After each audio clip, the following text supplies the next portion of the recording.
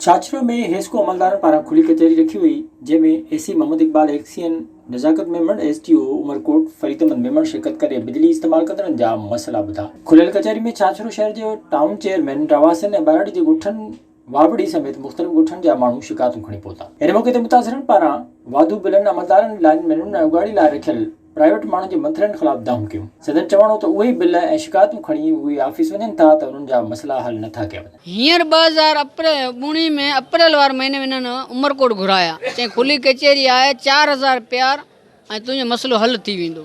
ऐं पटी सटी पैसा करे 4000 उते वियसि, 4000 रुपया आहिनि जेको साम्हूं बिल में पिया आहिनि। हींअर हिन जो बिल आहे 41,135 रुपया। हाणे आउं बंदि बिल में किथां पिया आहिनि कंप्लेनूं वठंदा, पर इहे कंप्लेनूं असीं उते ऑफिस में हिन साॻी ऑफिसरनि खे ॾेई आया आहियूं। मसइलो इहो आहे त रीडिंग वारा जेके आहिनि मीटर रीडिंग वठनि ई कोन था। असांजा यूनिट 600 खां 700 यूनिट वापडा ते पिया आहिनि। वापडा असांखे बिल 3400 रुपया मोकिलिया आहिनि।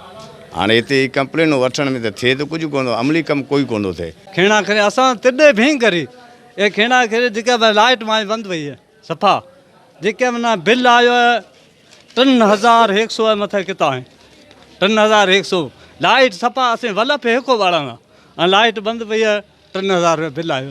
हुननि चयो त इज़ाफ़ी बिल अंदाज़नि ते हया वेंदा आहिनि। हेस्को अमलदारनि जी बदगुमानियुनि जी अदालती जांच थियणु घुरिजे। विज़िट कयो अवामी आवाज़ मीडिया ग्रुप जी वेबसाइट awamiawaz.bk